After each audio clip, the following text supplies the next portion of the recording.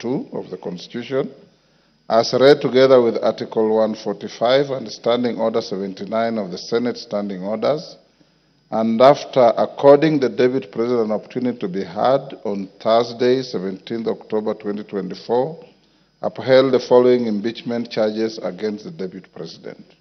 Ground 1, gross violation of Articles 10(2)(a), (b), and (c), 27(4), 731(a) and 2(b), 75(1)(c), and 29(2) of the Constitution and Article 147(1), as read together with Article 131(2)(c) and (d) of the Constitution. 2. Ground 4, gross violation of Article 161 of the Constitution on the institutional and decisional independence of judges. Ground 5, gross violation of Article 31 and 148(5)(a) of the Constitution on the fidelity to the oath of office and allegiance. Ground 6, serious reasons to believe that His Excellency the Deputy President has committed crimes under Sections 13(1)(a) and 62 of the National Cohesion and Integration Act. And Ground 9, gross misconduct that is incompatible with the high calling and dignified status of the office of the Deputy President and a member of the Cabinet and the National Security Council. His Excellency the Deputy President has publicly attacked and undermined the work of the National Security Intelligence Service and its officers. Honorable members, you will recall that on Tuesday, 8th October 2024, 282 members, being more than 2/3 of the members of the National Assembly, voted in support of the special motion for the proposed removal from office by impeachment of His Excellency Rigathi Gachagua, EGH, the Deputy President of the Republic of Kenya, on 11 grounds.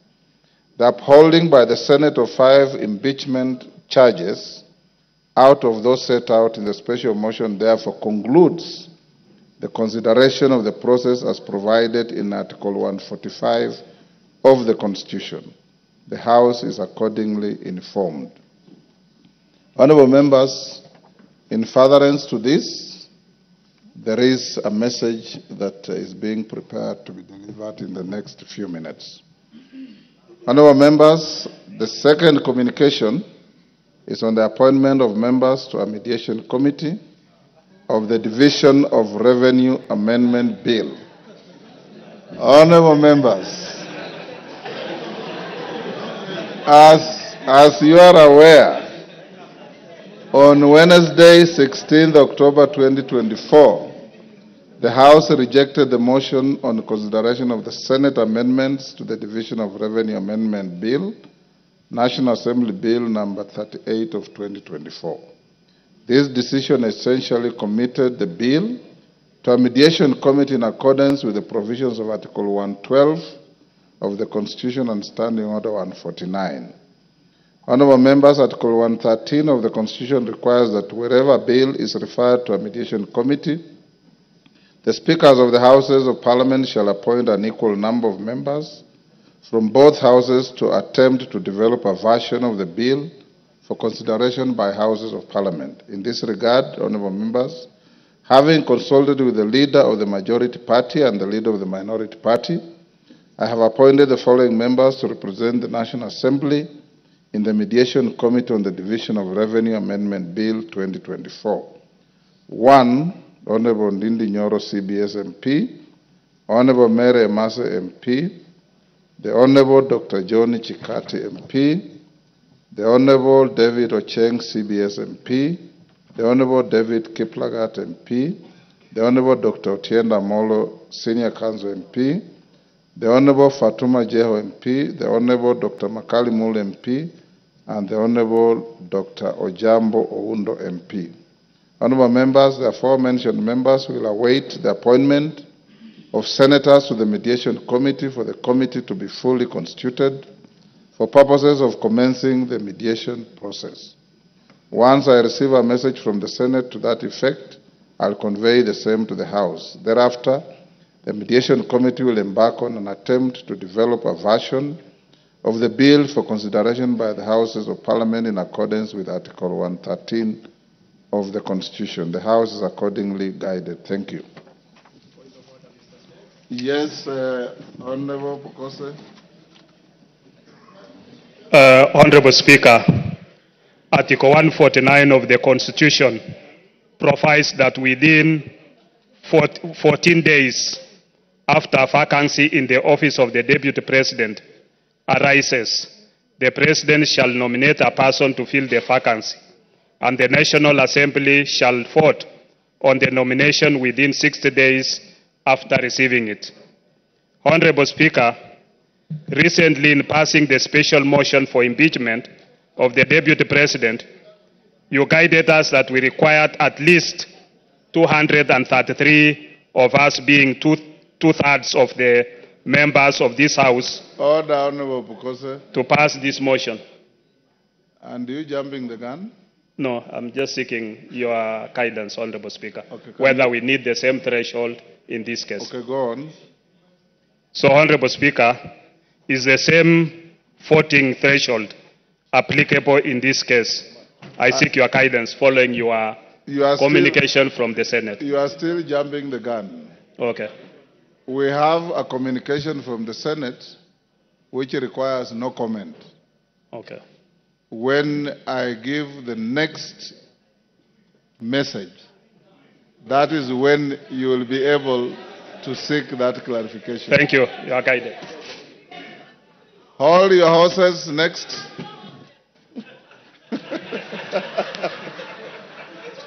Betty, if you have no horse, hold your mule.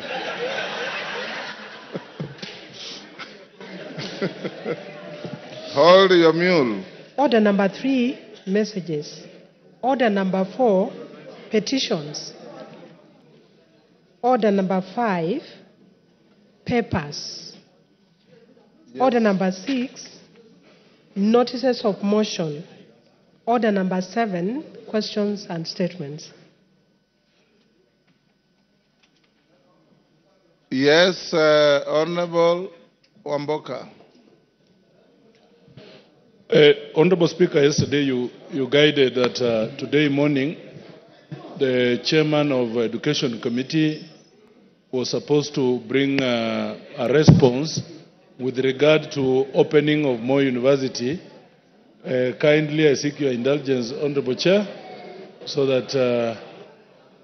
Which chair? The chair, Meli. Yes. So, Honorable Speaker, I seek your indulgence so that we can have that university opened. Thank you. Honorable members, that 2 chairmen I directed to bring preliminary statements this morning. Honorable Meli on Moi University, and I think Raso, did I also direct you to bring something? Let's start with Meli. Thank you, Honorable Speaker. Honorable Speaker, I stand here to respond to your direction yesterday that indeed Moi University is in a crisis, and I submitted the statement from Honorable Wamboka on the issue of the university. However, Mr. Speaker, I received a response which is very inadequate, and it could not address the issues that Honorable Wamboka and this House demanded from the Ministry of Education, and more importantly from the peers. And therefore, Honorable Speaker, it would not be good that I redirected again that all the salient issues that were raised in the statement be addressed, because it was such a generality that it could not address those particular issues. So I decided not to read that particular statement, and I took it back to the Ministry. Thank you, Honorable Speaker.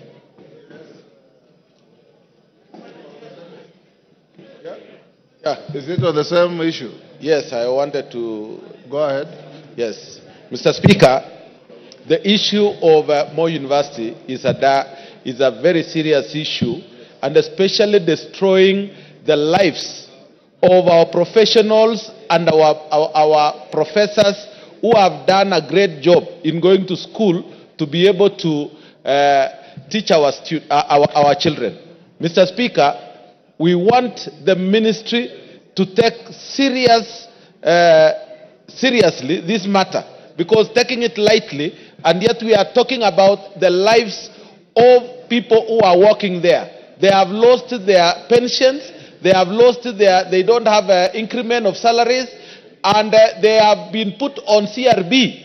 Almost all lecturers who took loans, the university is not paying. So we need that thing resolved as soon as possible, Mr. Speaker. Thank you. Yes. Thank you so much, Mr. Speaker. I rise knowing that Keses constituency is where Moi University is situated. And as we seek the information through the Chair of Education, I wish to reiterate an issue that has not been talked about for quite some time, that Moi University, being the only second university in the Republic of Kenya, has facilitated establishment of more than 9 other universities, fully pledged universities.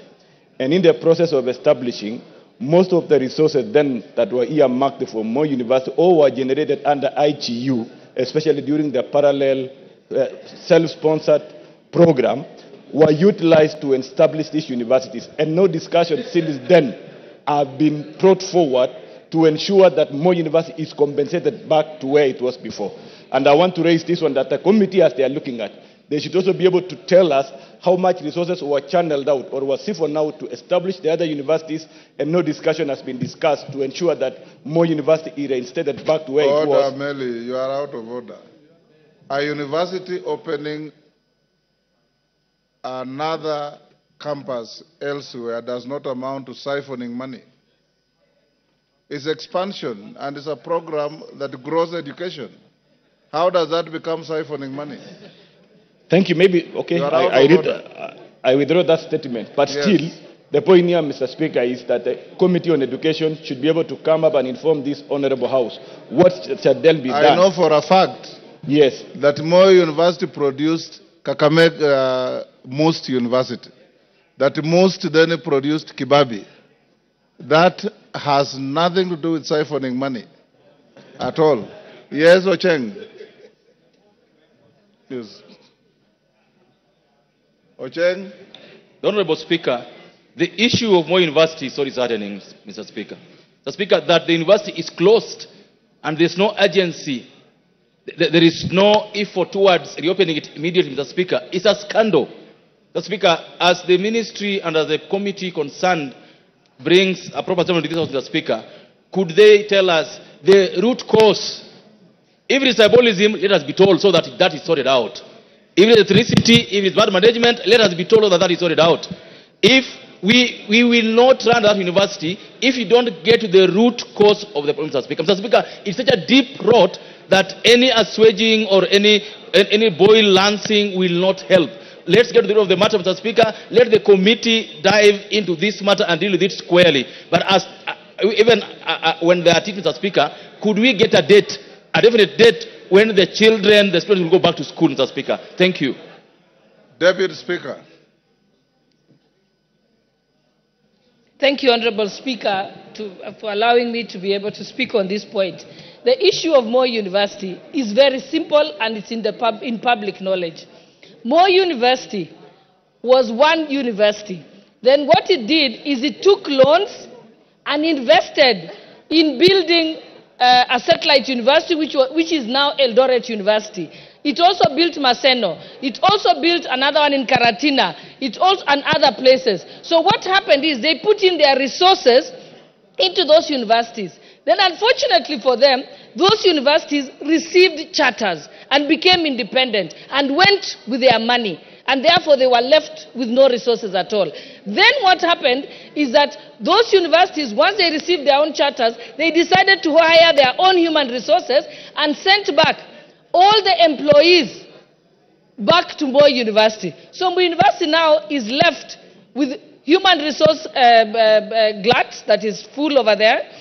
They also have debts that they are not able to pay. And so the only way to save Moi University is for the National Treasury to agree to put in resources, pay off the debts, and recapitate Moi University. Another challenge with Moi University is it has a capacity of 14,000 students. But at the moment, under the COOPS program, they only get 5,000 students. With 5,000 students, they are not capable of being able to run, even to break even. They need a minimum of 10,000 students to be able to receive sufficient resources to be able to run the university. So we need to just look at it pragmatically and decide that money has to be put into Moi University for it to come back on its feet. Thank you, Honorable Speaker. Is that Nabi? Nabi Nabwera? Thank you, Mr. Speaker. I have 4 points to make on Moi University. And I'm making this point as an alumni of Moi University. Point number 1. Yes, of Moi University. Point number 1, Mr. Speaker, unless we address the governance issues in Moi University, we are lying to ourselves. The issue about Moi University is governance. Number 2, Mr. Speaker, it is very disheartening that Moi University, with more than 3,000 hectares of land, which one of us in here has taken over, and is stealing that land without paying Moi University. Truth be told. Number 3, the assets of Moi University. Order, Nabi Nabwera. That general statement casts aspersions. Take your seat. Casts aspersions on the entire House. When you say one of us in this House, order, members. Order. Rindikiri, take your seat. When you say one of us in this House is tilling 3,000 acres of Moi University, one of us includes the Speaker. I am not doing any such thing. Yes. I'm doing no such thing. So you must be responsible for what you are saying. If you have no facts, that statement will be struck off from the Hansard. Mr. Speaker, yes. I promise to come with evidence, then I will name the person. When will you bring the evidence? 2 weeks. On the first day of on the first day of resumption after the short recess, Mr. Speaker, you must bring evidence to the House. Yes, I will. Go on. I undertake. The third point, Mr. Speaker, on the issue of students' capacity of Moi University. It has something to do with how well the university is run.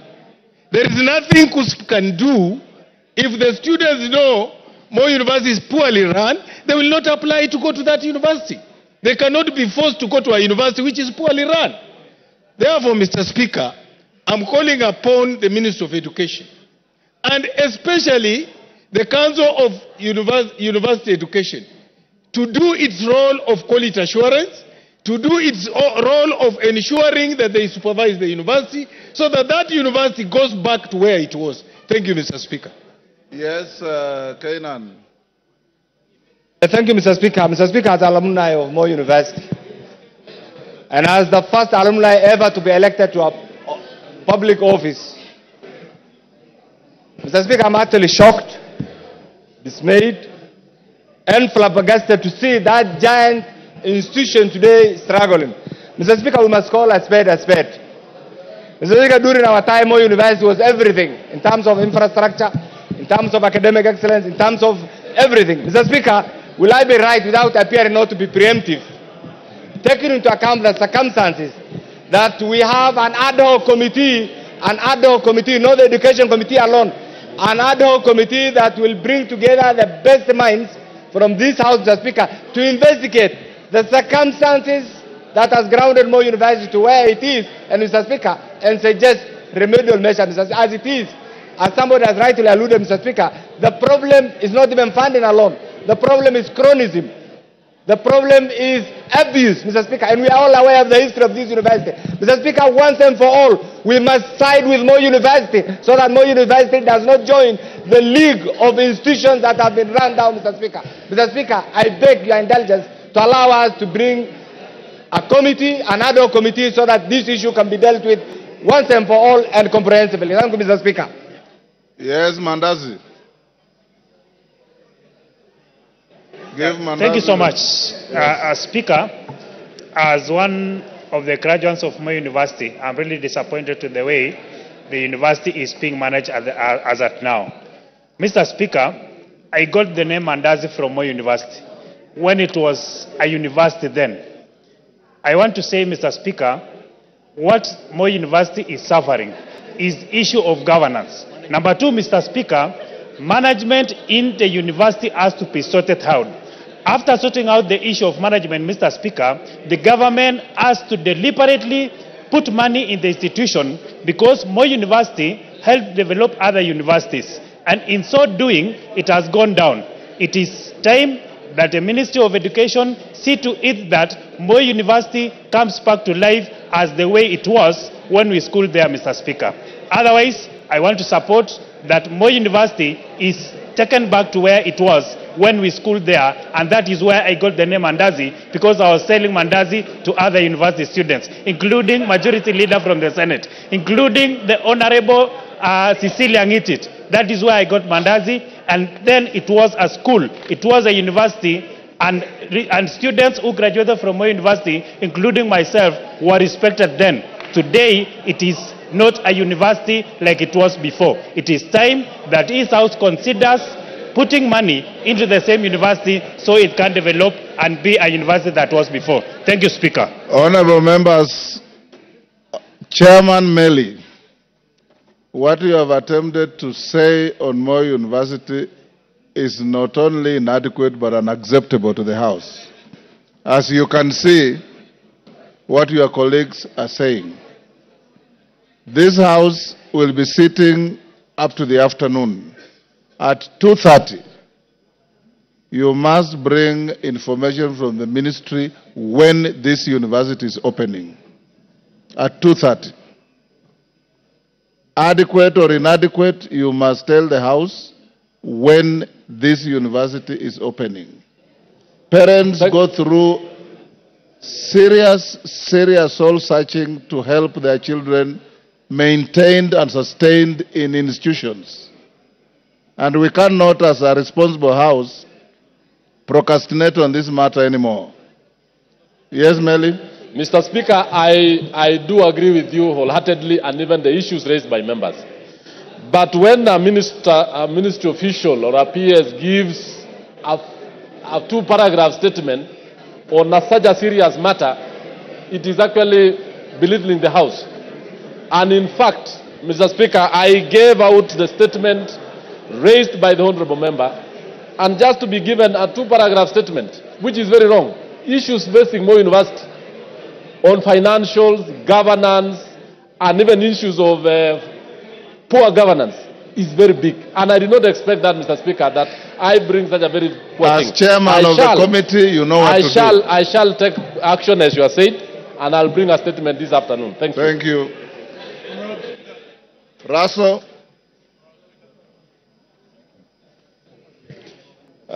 Thank you very much, Honorable Speaker. Honorable Speaker, the statement that was raised yesterday by Honorable Chonga from the floor of the House, there is enough evidence that what the Honorable member raised, the county commissioner, the DCCs, all of them are aware.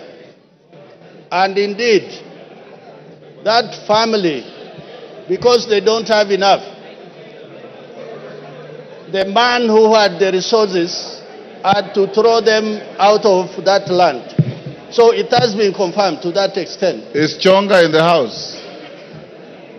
Is Ken Chonga in the House? That was his statement, right? Yes.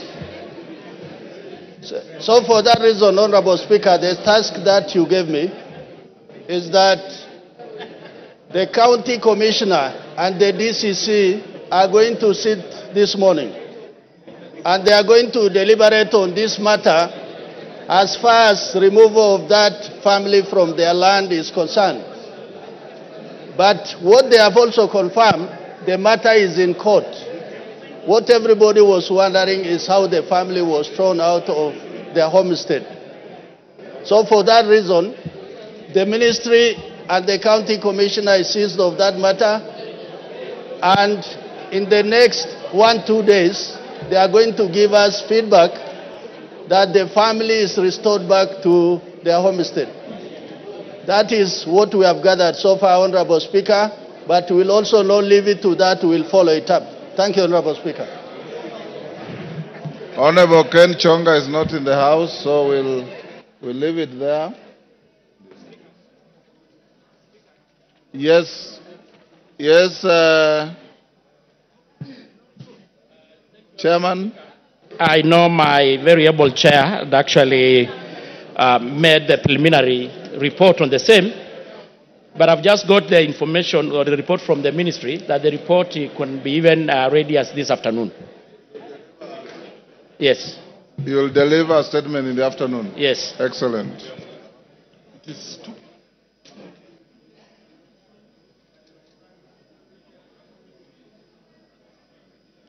Member for Moyale, Jaldesa Guyo.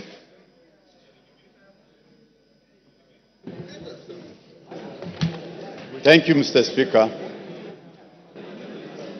Honorable Speaker, pursuant to the provisions of Standing Order 44-2C, I rise to request for a statement from the chairperson of the Departmental Committee on Internal Security and National Administration regarding the reopening of Illo gold mine in the Bel Moyale constituency.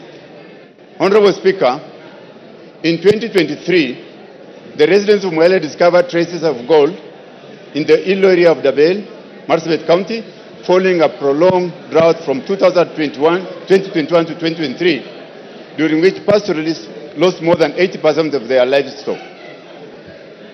The discovery of the Illo gold mine offered a new lifeline and an alternative means of livelihood for the community. However, in March 2024, a disagreement between two artisanal miners resulted in the tragic loss of lives. Consequently, the Ministry of Interior and National Administration ordered a 30-day closure of the gold mine, citing insecurity and the absence of proper administrative and administrative structures to manage the site for the welfare of the community and other stakeholders.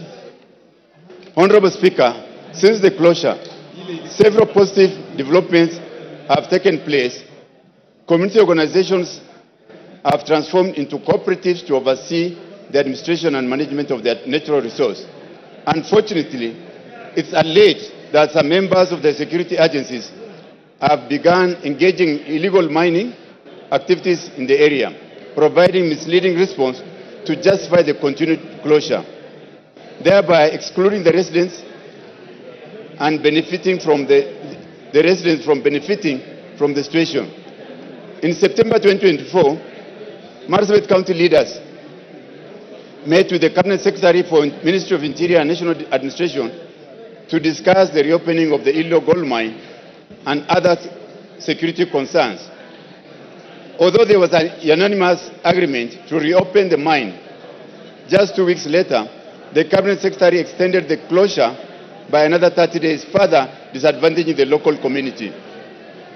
Honorable Speaker, it's against this background that I request for a statement from the chairperson of the Departmental Committee on Internal Security and National Administration on the following. 1. A report on the status on progress towards the reopening of the Illo gold mine. Number 2, actions being taken by the Ministry of Interior and National Administration to facilitate the reopening of the Illo gold mine, along with the implementation of necessary administrative and security structures to safeguard lives, property, and the welfare of the local community. And finally, efforts to ensure that the cooperative established by the residents are recognized by the as the legitimate artisanal miners. Thank you, Mr. Speaker. Order, honorable members. Clerk will go back to order number 3. Order, members, take your seats. Order number 3, messages. Members on their feet, take your seats. Order, honorable members, take your seats. Honorable members, I have a message from the President on the nomination of Professor Kithure Kindiki, EGH, to fill the vacancy in the office of the Deputy President of the Republic of Kenya. Order. Order, members. Honorable members, pursuant to the provisions of Standing Order 42.1, I wish to report to the House that today morning I have received a message from His Excellency the President regarding the nomination of Professor Kithure Kindiki, EGH, to fill the vacancy which has occurred in the office of the Deputy President of the Republic of Kenya following the impeachment of the previous office holder. Honorable members, as you are aware, Article 149(1) of the Constitution provides as follows, and I quote, "Within 14 days after vacancy in the office of the Deputy President arises, the President shall nominate a person to fill the vacancy and the National Assembly shall vote on the nomination within 60 days after receiving it." Honorable members, as you are aware, for a person to hold the office of Deputy President, the person must meet the requirements specified in Article 148, as read together with Article 137 of the Constitution. In the message, His Excellency the President indicates that as a prerequisite to the nomination, he sought and received confirmation from the Independent Electoral and Boundaries Commission, IEBC, that the candidate is qualified to vie for election as a member of Parliament in accordance with Article 137(1) of the Constitution. Further, His Excellency the President confirms that he has sought and received clearances from the following institutions with respect to the candidate. 1, the Kenya Revenue Authority, KRA. B, the Ethics and Anti-Corruption Commission, EACC. C, the Directorate of Criminal Investigations, DCI. D, the Higher Education Loans Board, HELB. And E, the Commission for University Education. Honorable members, in a testament to the foregoing, His Excellency the President has annexed the following documents in relation to his nominee. A, certified true copy of his certificate of birth. B, certified true copy of his national identity card. C, certified copies of his university degrees and other academic certificates. D, certification of foreign university degrees by the Commission for University Education. E, passport size photograph. F, curriculum vitae and testimonials. G, confirmation of compliance with Article 137 of the Constitution from the Independent Electoral and Boundaries Commission, IEBC.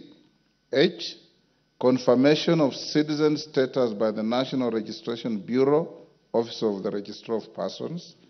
I, confirmation of membership status in a political party from the Office of the Registrar of Political Parties, ORPP.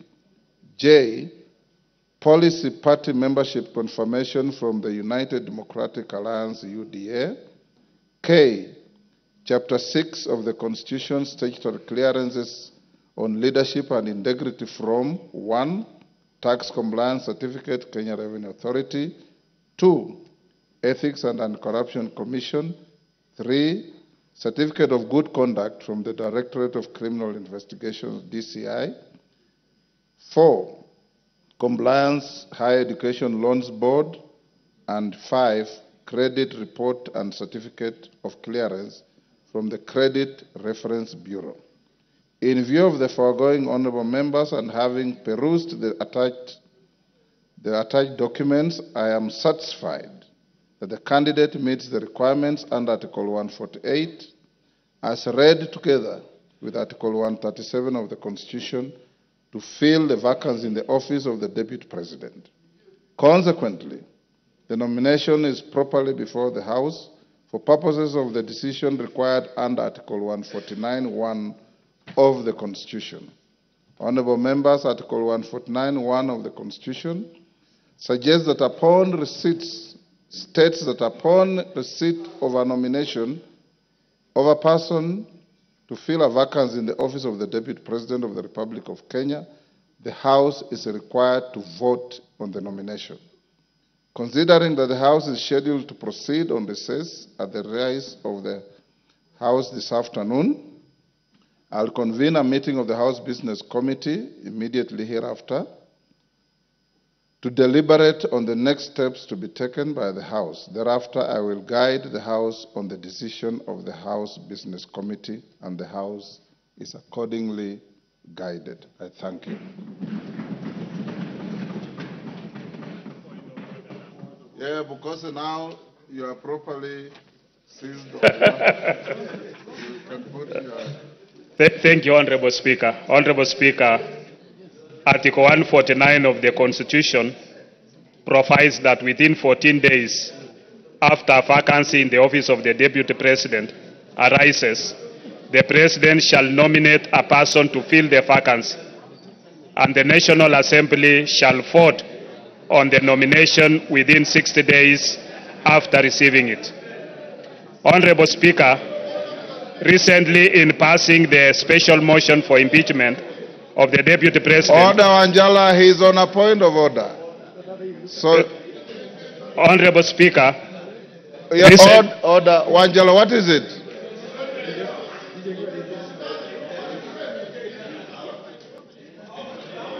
Order, Honorable Shinali. Order, Honorable Shinali, will you be upstanding? You are not properly dressed. You go and dress in a proper manner and come back. Who else? Honorable Zaire. You are no. Him is a Muslim, is wearing a Friday prayer meeting. There's no problem. Shinali, go and dress up. Go on, Bukose.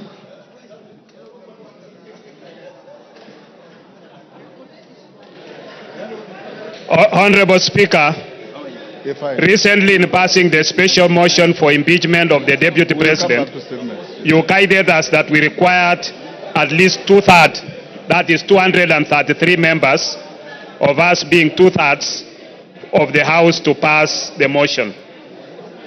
Honorable Speaker, is the same voting threshold applicable in this case? I seek your guidance of the matter. Thank you, Honorable Speaker. Thank you. Honorable Nyikal.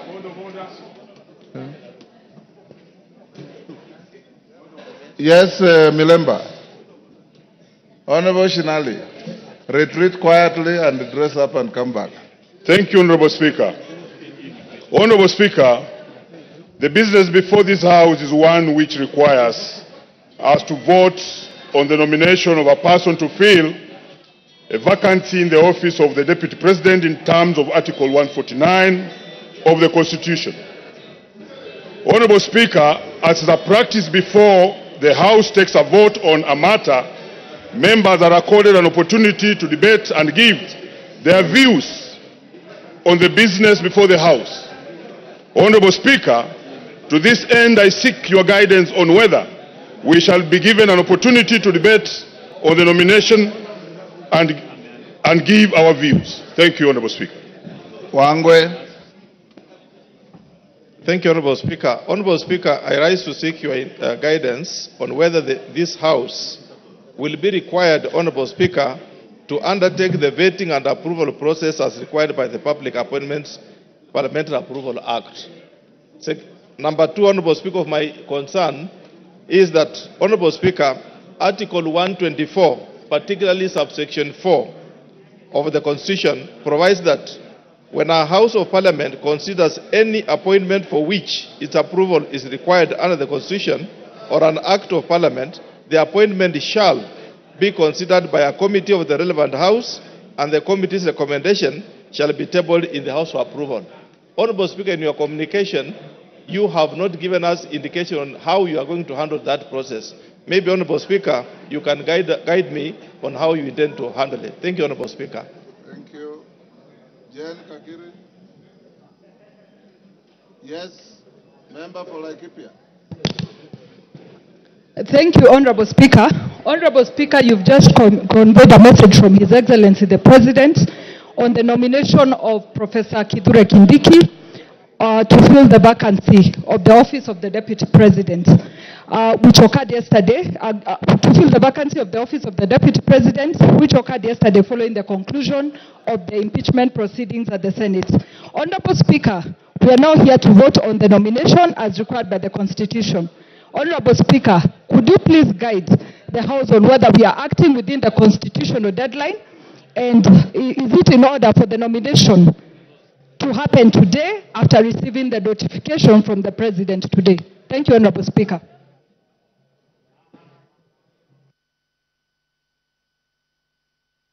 With those clarifications sought by members after the House Business Committee meeting, honorable members, I will now require the Deputy Speaker to come to the chair and carry on with the proceedings.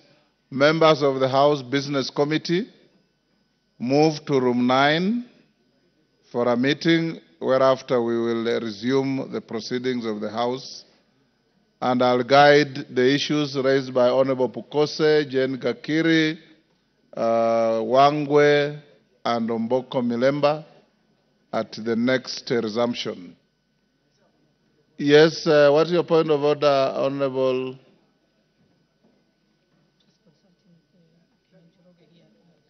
Thank you, Honorable Speaker. Honorable Speaker, I want to join my very good friend, the Honorable Pukose, in seeking your direction, Mr. Speaker, with regard to Article 149 of the Constitution on the appointment of and approval by a vote of the Deputy President. Mr. Speaker. The words of the Constitution are very clear. Yes. It is appointment and vote. And vote. Approval is not used. Yes, not used, Mr. Speaker. On this article. Mr. Speaker, you know, this Constitution we are borrowed heavily from the U.S. Constitution. The 25th Amendment of the U.S. Constitution, which was passed in 1967, has a similar provision that provides that a vice president shall be appointed, shall be nominated by the president and approved by a vote by the House. It uses the words confirmation, Mr. Speaker. Previously in the United States, Mr. Speaker, before the 25th Amendment, there was no similar provision. In fact, there was in the past, before 1967, there was a cumulative of 37 years when there was no vice president, when one either passed away or one was appointed became the president. And so, Mr. Speaker, we would like you to express yourself with regard to this issue. What is the threshold? On the removal of the Deputy President is 2/3. So is the approval or by vote of the Deputy President 2/3? Because it's not provided in the Constitution. Honorable Chepkonga. Yes. If you are paying attention, you are saying exactly what Bukose said. Oh, I'd walked out. And you are sitting next to him. No, I walked out, Mr. Speaker. Yes. I walked out. So word for word, what you are asking me to say. He has stolen from me, Mr. Speaker. Yes. Yes, Wamboka. DK. If you want to catch the Speaker's eye, there's no provision for you to stand up.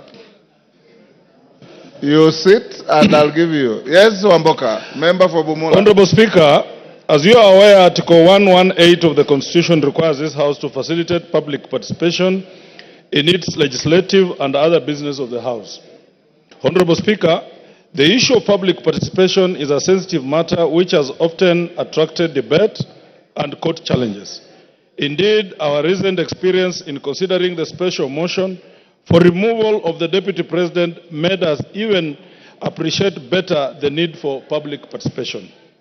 Honorable Speaker, with this in mind, please guide this House on whether we shall be expected to conduct public participation in voting for the nomination to fill the vacancy in the office of the Deputy President.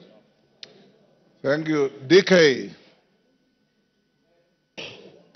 Thank you, Mr. Speaker. I'm rising on a point of order, still on the same issue that I need your guidance. Looking at His Excellency the nominee, we just vetted not more than 2 months ago, and that implies not more than 6 months ago. And the questionnaire that is expected is still the questionnaire that we used.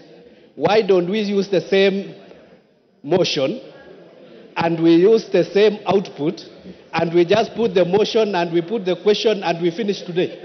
Thank you. Daud. Yes. Thank you, Mr. Speaker. Mr. Speaker, it's great that Honorable Kithure Kindiki has been nominated by the President. My question is, Mr. Speaker, will IEBC have to be involved as the same was done during the election, or it is not a factor in this case? While I congratulate Kithure Kindiki for nomination. Donya, what is it? Mr. Speaker. On the same issue? Yeah, on the same issue. Go ahead. He's saying that you use the same questionnaire that he used as the interior for the position of the Deputy President. He's incorrect because you cannot use the same questions when it is a different docket. He's out of order. Thank Mr. you for Speaker. helping the Speaker. Yes, member for Langata.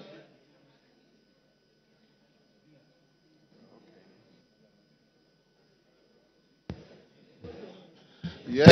Thank you, Mr. Speaker. Having seen how things move very fast in this House, let me take this opportunity to congratulate the newly appointed Deputy President. Order, Kithure Kindiki. Order Jalango. He has not been appointed. He has been nominated. I've just said on how things move very fast here, sir. Let me congratulate him. Let me be the first person to congratulate the newly elected Deputy President. Thank you, Mr. Speaker. You can come now. Eh? No, come and take the seat. Yes. Honorable members, we'll end this here. I'll make some reasoned direction on those issues raised. I will now ask all members of the House Business Committee, Kainan and your team, to move to room 9 for a meeting. And the Deputy Speaker will go on with the statements. I had not given direction on the member for Moyale's statement. It's committed to the committee responsible and to bring a response in 2 weeks.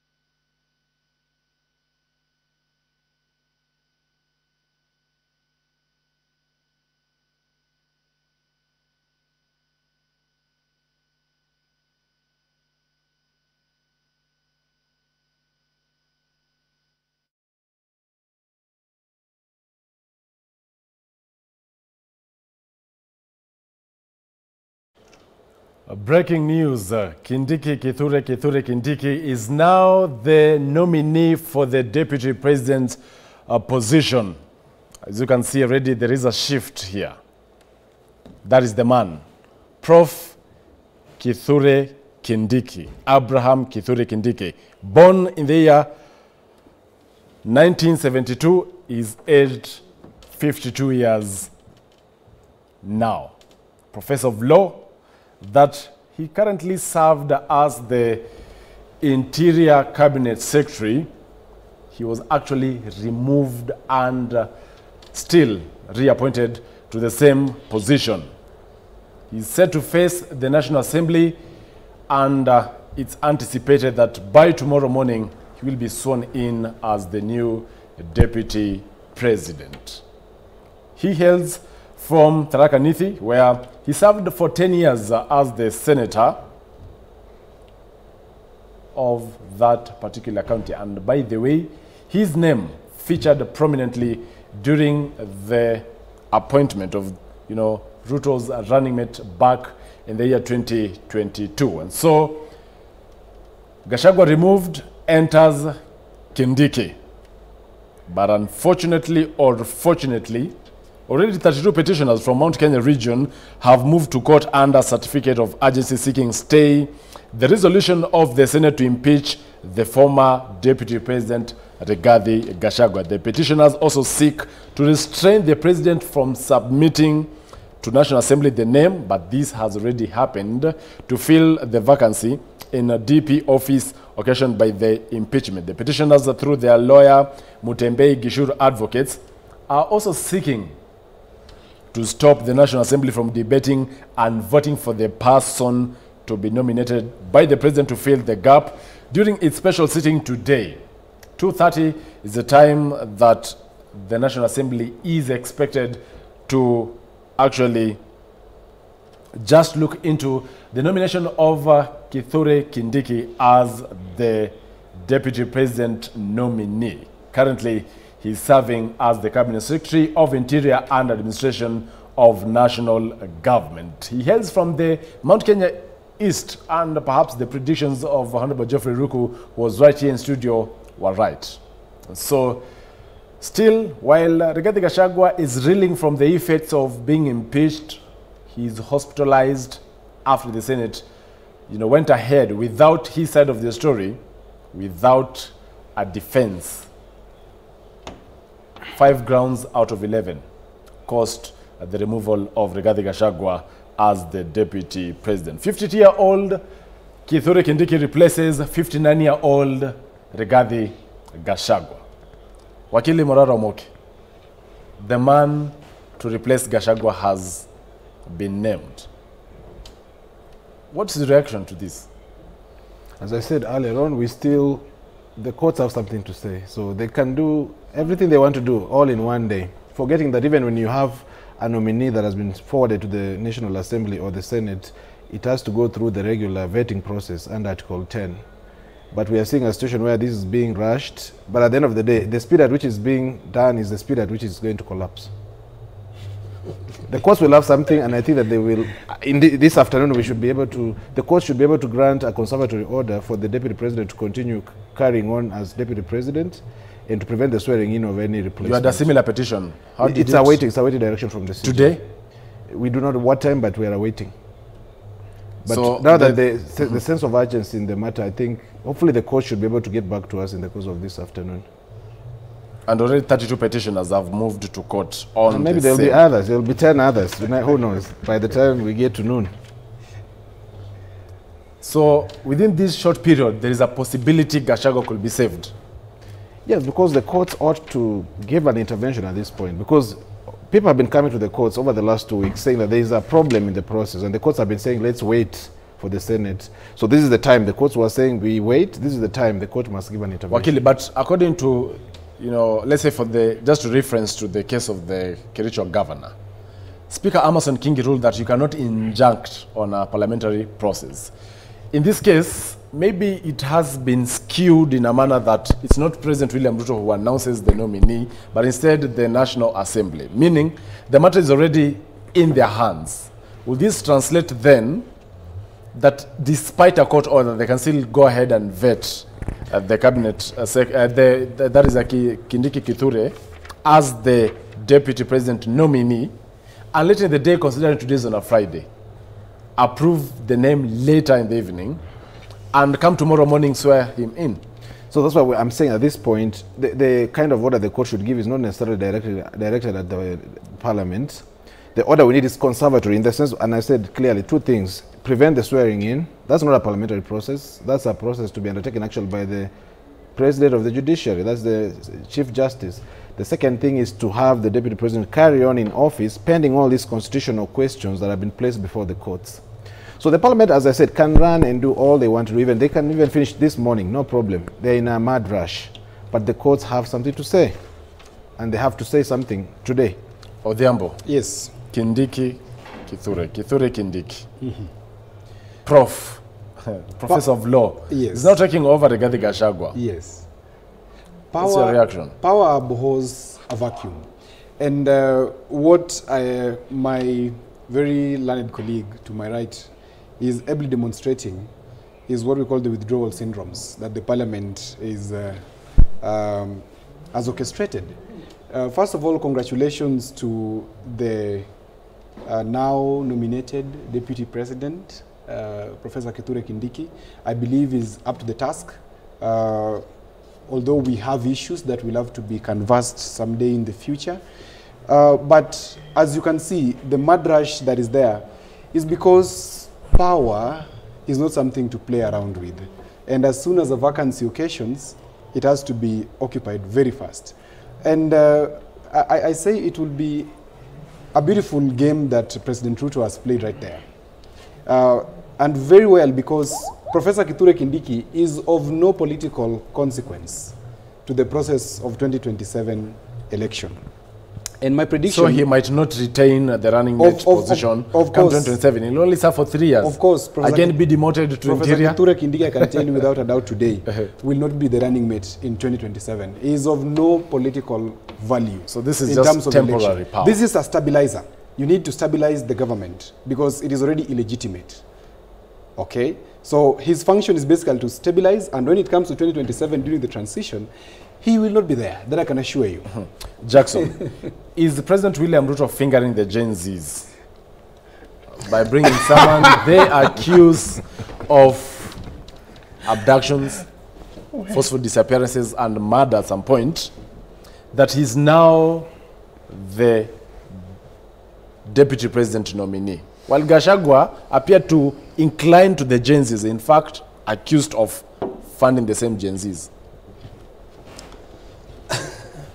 That's a very interesting question, whether he's fingering, whether His Excellency the President is actually fingering the Gen Z movement, I would say. Because we saw that with the Cabinet Secretary Sports and Youth, that is Murkomen, while they complained, of course, of opulence. Yeah. He was among the Cabinet Secretaries who were on their radar. This time round, and they were actually, Murkomen was given to the youth. President William Ruto and Professor Kithure Kindiki have a very good history. We all remember when His Excellency President William Ruto was taken to the ICC. The lawyer who appeared with him for the first time was Professor Kindiki. And that was years back. And that's a testament that they have walked this journey together. Kithure Kindiki, courtesy of William Ruto, is one politician who joined politics and immediately after getting into the Senate became the majority leader without ever having served in either House of Parliament. And the second term became the deputy speaker. And on the third time he did not run, he just ended up becoming the But in 2020 he was actually removed from the position of the deputy speaker. Well, he was removed by His Excellency Uhuru Kenyatta's team. And William Ruto would not have saved him then because he was also on the receiving end. Be that as it may, as you can see already the debate in Parliament, if this nominee had been presented one day before the voting in both the National Assembly and the Senate, the results would have been different. By listening to the questions that members are now asking on the floor of the House, you can already tell that there were people Possibly the people from the Western had some expectations. Musalia Mudavadi. People from ODM and Nyanza had some expectations. Maybe Gladys Wanga. There are some people who had... and also the Mount Kenya region. People from Kirinyaga maybe were expecting it's going to be Anne Waiguru. And now the people of Mount Kenya East were hoping and were right that it was going to be Kithure Kindiki.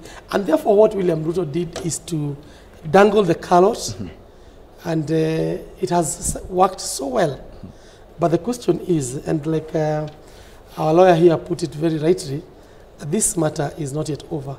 I had the 3-judge bench that was hearing the matter on whether they should issue conservatory order rule that they can intervene at any stage, but they were not willing to stop the Senate from debating at that point. The parliamentary process was National Assembly and Senate. Any other process after that is not within the process of impeachment. We have therefore, 6 the minutes. process of impeachment is over. We have the 6 court minutes can to pronounce conclude itself. this discussion this morning.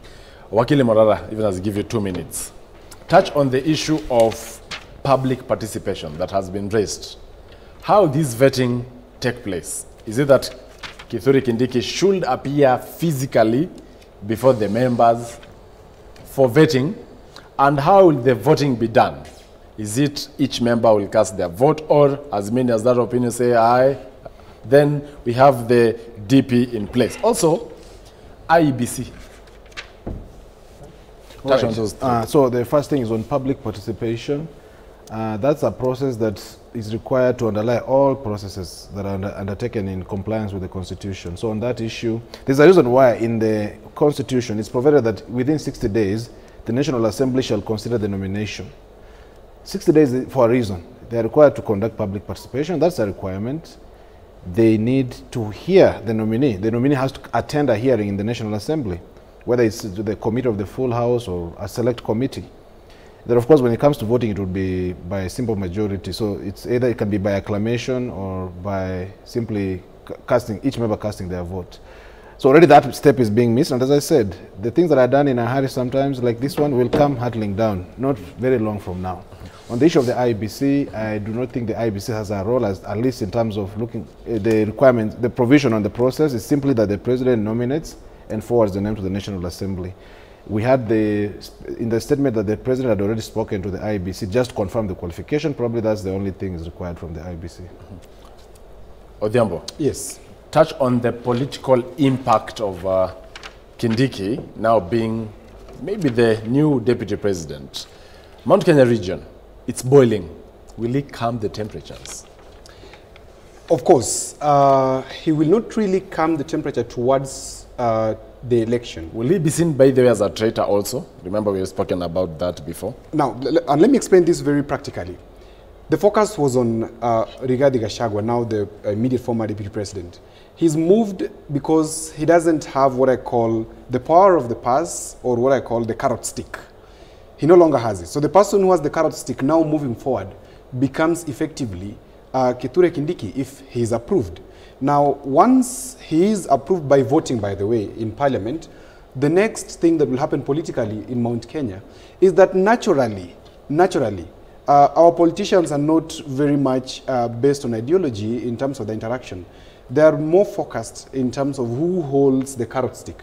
And right now it is Kithure Kindiki who is having it. And the focus will shift absolutely to Kithure Kindiki. And moving forward, he's ably going to help stabilize the question of Mount Kenya still has it, but as we say, you have it, but you don't have it. Finally, as he said, there's a problem with public participation in this country. It has not been defined anywhere, and maybe it is time for us communicators to step in and maybe petition Parliament to introduce a proper infrastructure on how to handle public participation. Who are the rapporteurs of these processes? What is the threshold across the country? And maybe it's a discussion that someday you need to invite us and we talk about. Thank you. Jackson, also touch on the 3 matters at least. And regarding Gachagua now being, in the cold, he could be maybe the kingmaker. And Kindiki, will actually Kithure Kindiki deliver the mountain to President Ruto for re-election come 2027?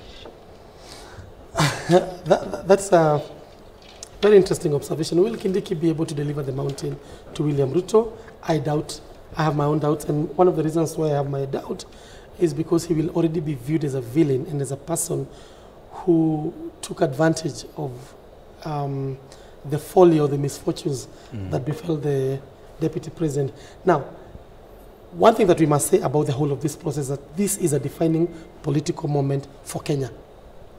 Number two, the threshold of impeachment has been lowered, so much so that anybody can now be removed from office, including the president. And sometimes we say when you sharpen a knife, you be very cautious because it could just cut you. I would say that William Ruto has supervised the lowering of the threshold of impeaching the president, not the deputy president, because the deputy president was being impeached in a manner in which the president should be impeached. And this is something that he may one day regret. And then Kindiki should run from Gachagua. I remember at one point I wrote something and said that Gachagua has been has been elected deputy president of the Republic of Kenya. He must study the rise and fall of Dr. Karanja. And then I want to concur with what my colleague has said here, that public participation in this particular instance must be done and done so well. Remember, this appointment is an appointment that represents the will of the people under Article 1, because so Kithure Kindiki will be Ruto's deputy president, he will be not deputy Kenyan's deputy president. Kindiki is going to be William Ruto's deputy president.